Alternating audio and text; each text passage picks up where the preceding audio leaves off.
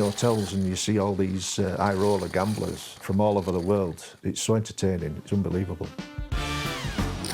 And though they enjoy a bit of action on the slot machines, they don't gamble when it comes to budgeting for their holiday. It's an expensive holiday, and it's something you save up all year for. We try to get the best deal we can. We're checking on the internet sites and things like that, and with this travel agent.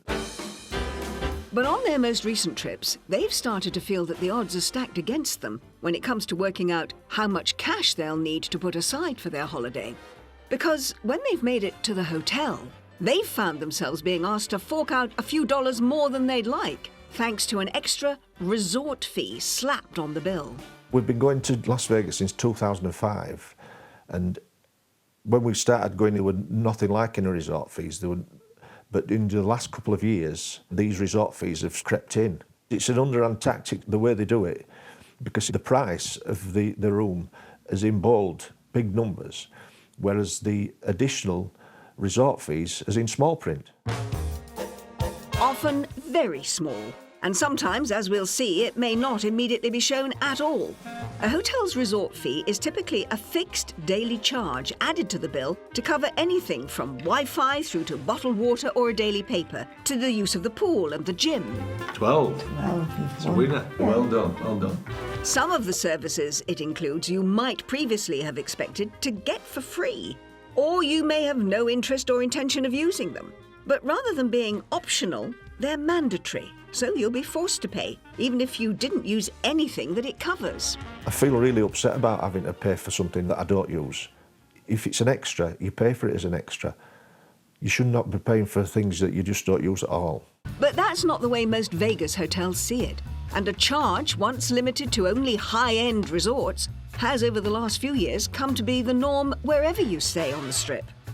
Controversial these fees may be, but they're also completely legal, after being signed off by the US government's Consumer Protection Agency, the Federal Trade Commission, in 2012. As long as hotels make clear what the surcharges are for before customers make a booking, then a resort fee is totally above board. But on Colin and Lynn's last trip, because they hadn't known about the resort fees in advance, they were able to successfully persuade the hotel that they shouldn't have to pay it. They hit us with them at the reception desk. We argued it, and we says we didn't get told, we didn't know anything about these resort fees, and we got, you know, they let us off. We got the resort fees waived.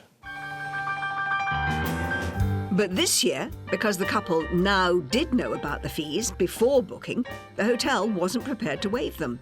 And as the charge can quickly mount up, in this case the daily fee was an extra $32, Colin and Lynn felt they'd no choice but to choose somewhere cheaper, further away from the Strip and the heart of the Vegas action. Everything's happening on the Strip, but we've no option this time. The only other option was just to boycott Vegas. We just wasn't gonna go.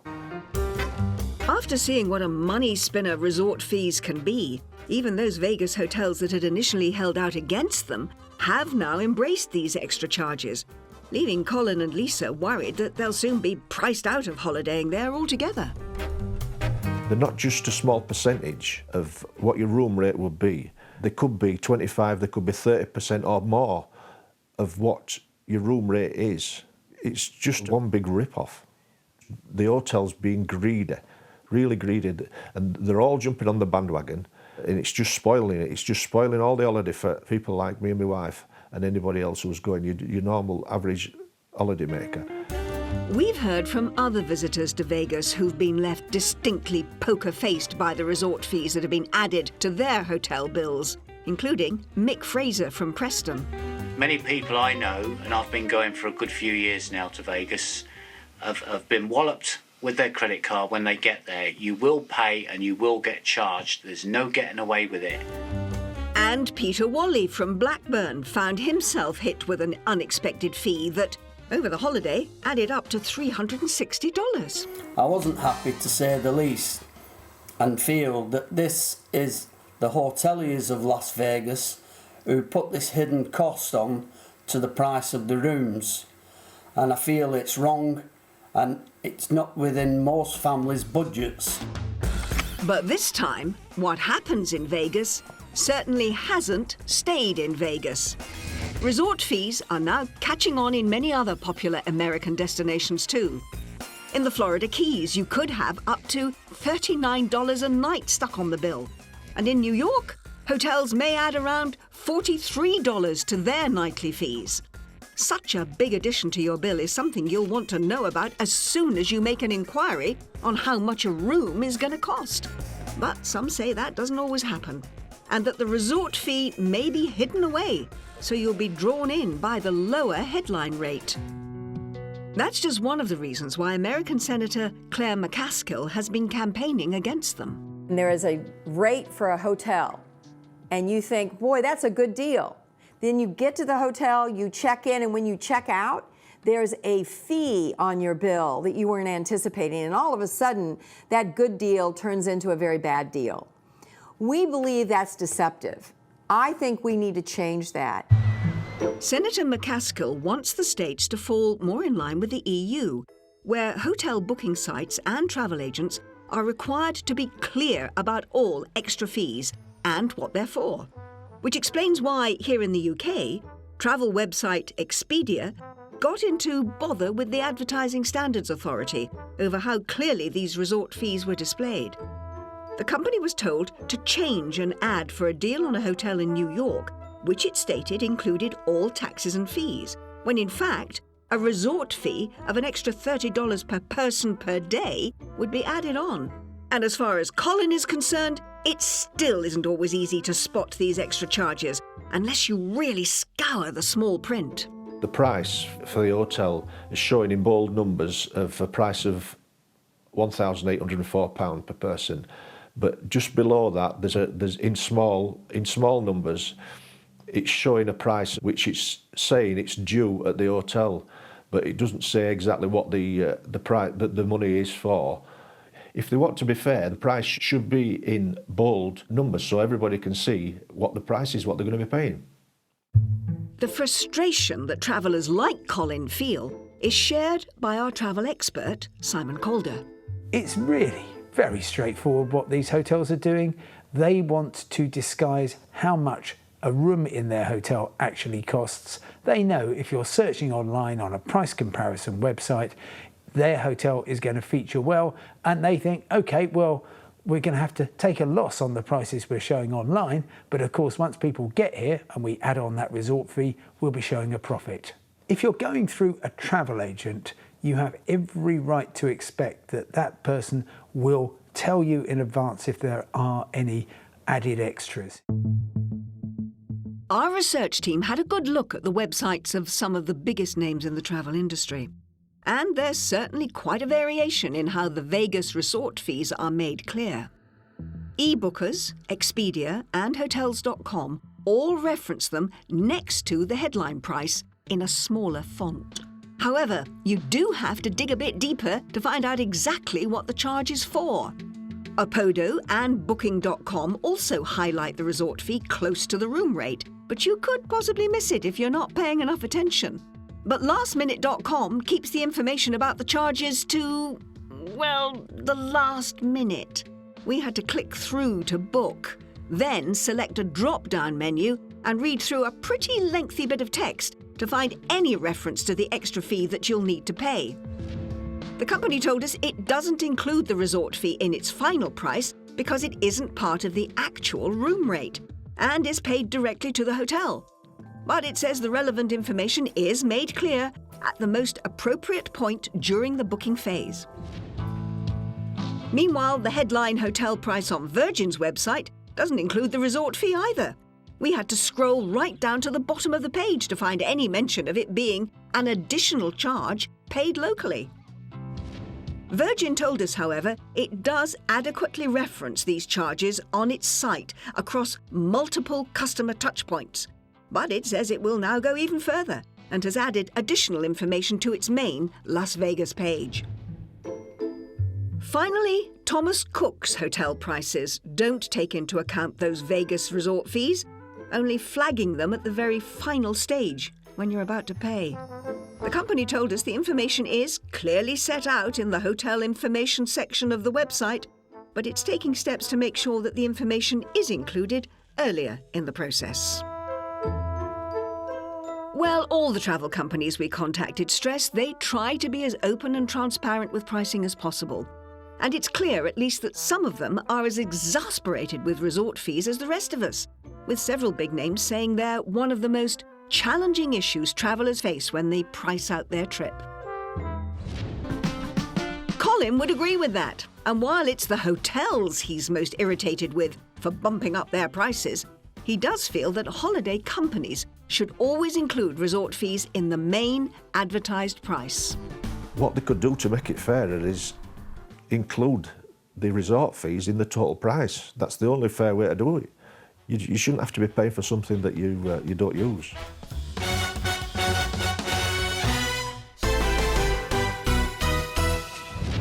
Now, when the online rental company Airbnb came storming onto the market 9 years ago, it transformed the travel industry. Homeowners got the opportunity to make money by letting out their property, and tourists were able to stay in places giving a more authentic and often budget-friendly taste of a city. Now, the company's growth since then has been nothing short of spectacular and is now estimated to be worth, wait for it, $30 billion. But as we highlighted last year, the opportunities it's created have also been exploited by fraudsters who've used Airbnb to advertise accommodation that simply does not exist, leaving holidaymakers stranded on arrival at their destination. Well, now it seems that there's a new problem, and it's one that really does raise questions as to whether Airbnb is doing enough to police its own site. It promises to be a unique holiday experience where instead of being simply a tourist, you can immerse yourself in the culture of a city by staying in the home of a local as if it was your own home. Wherever you go, don't go there. Live there. Even if it's just for a night. Airbnb's rental website has helped over 60 million people in 191 countries either to stay in someone else's home or welcome holidaymakers into theirs. And until recently, Peter Mannion from Bristol has been a big fan. I've used it for holidays all around the world. And we've had some lovely holidays, Cape Town, Hawaii, Los Angeles, San Francisco, and we've used Airbnb in all of them. And we've stayed in some super places. Now, as that suggests, Peter loves to travel, so much so that as well as staying in various Airbnb properties around the globe, several years ago, he bought a holiday home of his own near Alicante in Spain. It's a detached house in a piece of land with its own pool. It's a nice property, it's very quiet, very remote. But 4 years ago, Peter realised that work commitments meant he was no longer getting quite as much use out of his Spanish property, so he decided to rent it out to tenants instead. It was interesting going from having it as a holiday home and only using it ourselves exclusively to then letting it on a long-term let and knowing that your house is now going to become almost owned by somebody else for 11 months. And that was a tough thing to do for me because we actually watched this house being built. It was half built when we saw it and decided to buy it. And so we had some great times as a family. Peter let his property out through a Spanish management company at a cost of €750 a month. And everything with the arrangement appeared to be going very well. Until that is when he began to receive complaints from his Spanish neighbour. She started to tell us that there were lots of different people visiting the house and she could never contact our tenant who was in there. The security company monitoring the property then rang to say that when an alarm had gone off, it too hadn't been able to get a response from his tenants. So Peter contacted the Spanish management company and asked them to take a look. We spoke to the management company and they would go around there. The difficult part was that they suddenly couldn't get access to our house. There were 2 terrier-type dogs, big ones, Staffordshire Bull Terriers or something, ugly things, I've seen a film of them, that just barked consistently at the gate. He never answered the gate. Our our agents went there 20 days on the trot, twice a day, and couldn't get access to anything. And that really was the catalyst for, right, we need to go out there and take a look and see what's going on. Peter's wife planned the trip and went straight to the Airbnb website to find somewhere they could stay, close to their own property. But when she did, she made a startling discovery. One of the properties she came across looked very familiar.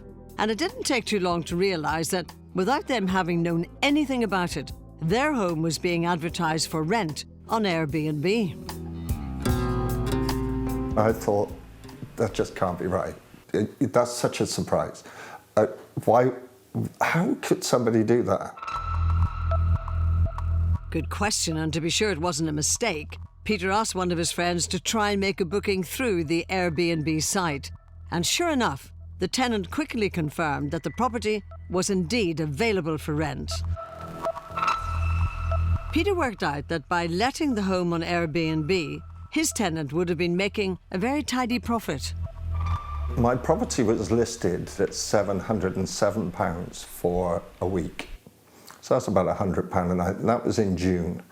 So, so working on that principle, in 1 week, he could pay his monthly rent.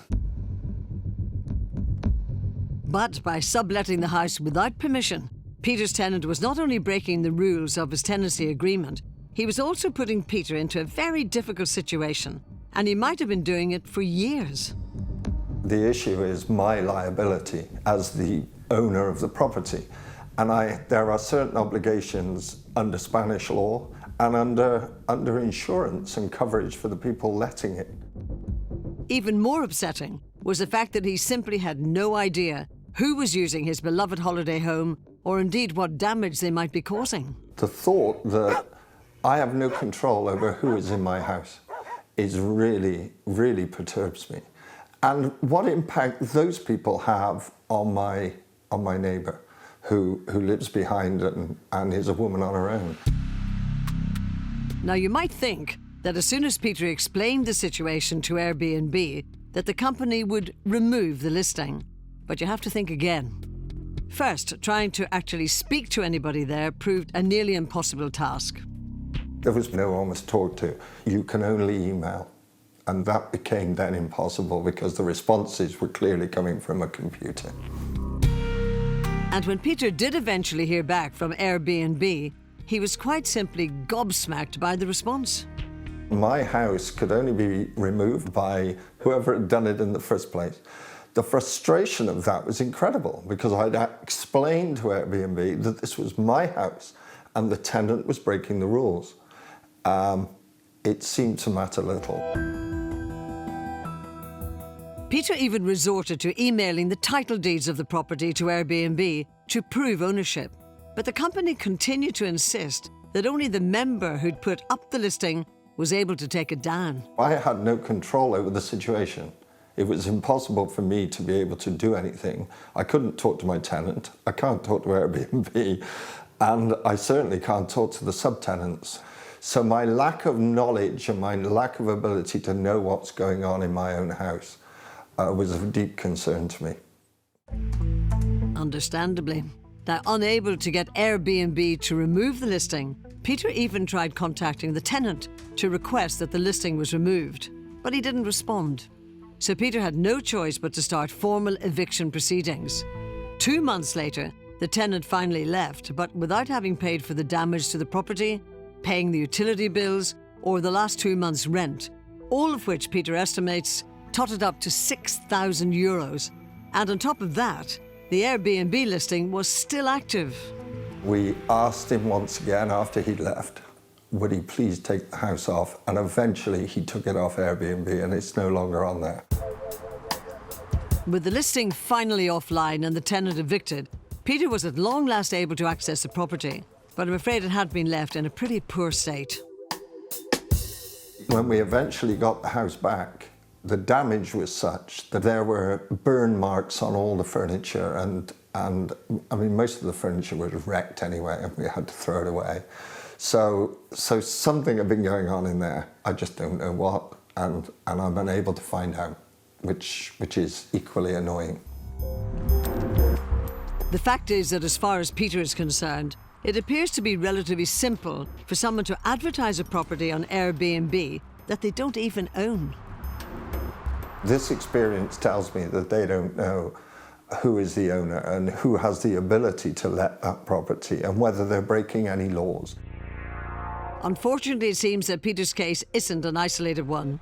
Here in the UK, a growing number of landlords are launching possession proceedings against tenants who have sublet their property via Airbnb without permission.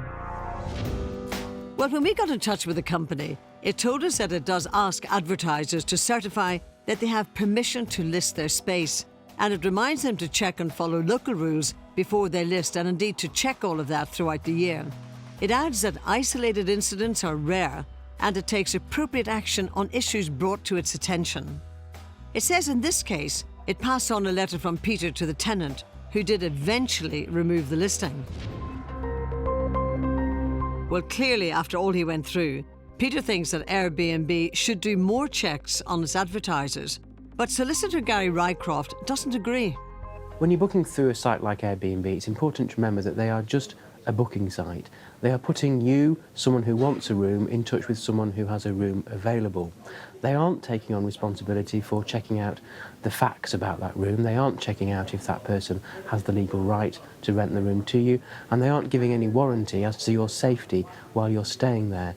So you, as the consumer, as the person booking the room, have to take it upon yourself to do diligent checks to make sure you're getting what you expect to get and that you're going to be safe while you're there. But you know, those checks are easier said than done. Unless before you confirm any booking on the site, you're prepared to ask the person renting the property to email proof of ownership. Which is why I'm afraid Peter, once such an ardent fan of Airbnb, is now no longer confident of ever using it again. I'm very concerned about how I go forward in the future. There needs to be a change in terms of how Airbnb monitor properties and how they validate whether the property is owned and who owns the property. My concern now is when I book a property on Airbnb, am I allowed to?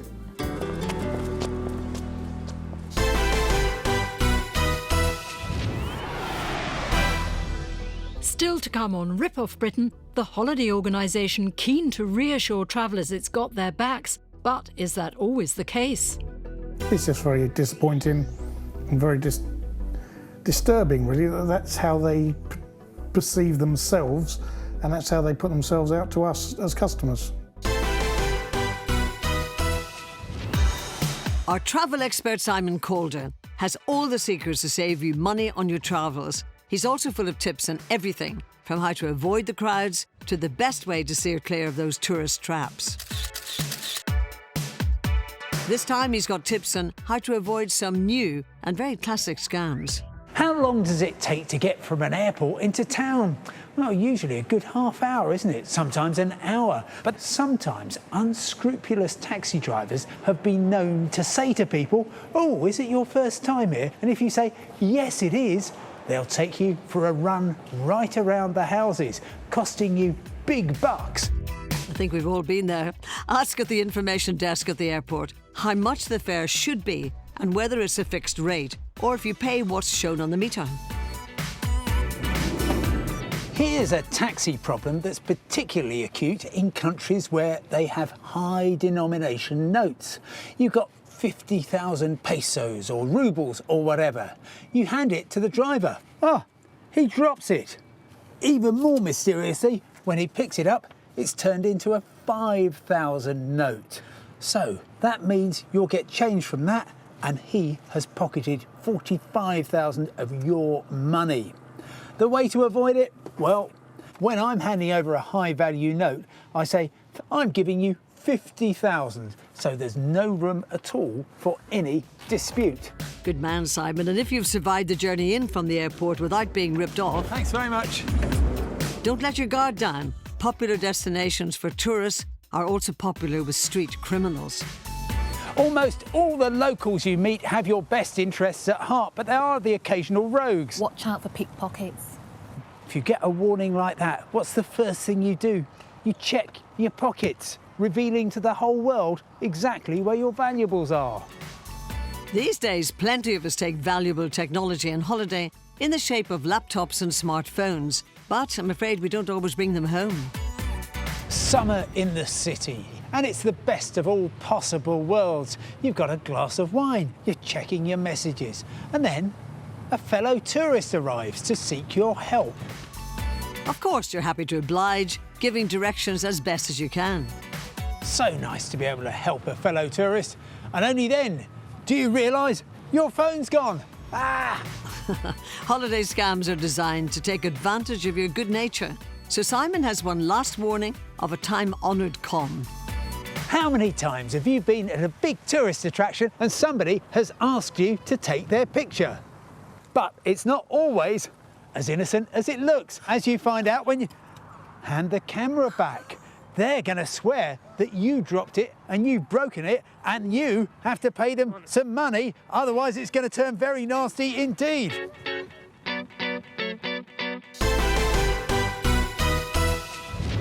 Now, if you've ever booked a package holiday, you may well be familiar with this. It's the logo of ABTA, the Association of British Travel Agents, the organisation that doesn't just represent the industry, but has a role in protecting us as well. Seeing these 4 letters on a company's website or brochure should be the reassurance that if anything goes wrong while you're away, you'll be able to get some help. But I'm afraid some of you have been telling us that when your holiday has fallen short of the mark, so too has the help you've had from ABTA. Indeed, one couple in particular, Mike and Hannah Ham from Margate, were left wondering if there was really anything more to ABTA than just those 4 letters. Waves lapping on the shore, soft sandy beaches. Scenes like this are the stuff holiday dreams are made of. But when a trip goes wrong, you'll want someone to turn to who can help sort everything out. And that's what we're always encouraged to believe we'll get if we book a holiday with a company that's backed by the Association of British Travel Agents, or ABTA. All members abide by our code of conduct, while all package and Flight Plus holidays they sell are financially protected. And the recommendation in ABTA's ads to look for the logo has certainly got through to the people we spoke to. I think they cover you by way of some form of guarantee if something goes wrong. I would expect that it would be offering me some kind of insurance. You see the ABTA logo and you assume that every element of your holiday is covered.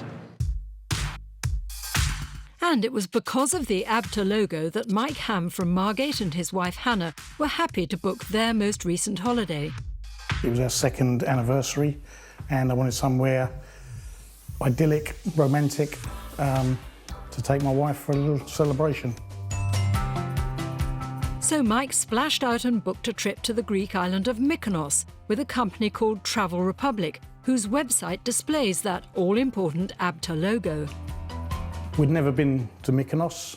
We had particularly liked Greece previously and Greek islands, and we'd heard that this was an idyllic, beautiful place to go. We were going to have an amazing time. And if for any reason they didn't, thanks to that logo, Mike knew who to call. I felt that should anything go wrong, I could contact ABTA, they would deal with the holiday company or the hotel on my behalf and rectify any of these problems and deal with it for me. But that isn't how things worked out, because thanks to all the companies that might now be involved in a typical holiday booking, the support you'll get from ABTA won't necessarily be what you expected. As Mike discovered himself, too late. From the moment they arrived at the hotel, it was clear that the trip wasn't going to be quite what he and his wife were hoping for.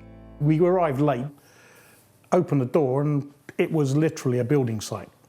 There was plasterboard, hammers, nail guns, scaffolding. It was just incredible.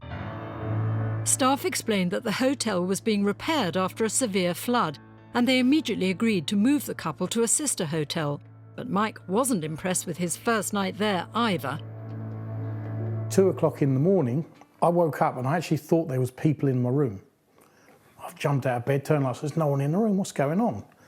And the room next door, it was like the wall was so thin, I could hear everything they were doing. next morning, Mike complained again and was moved to a third hotel.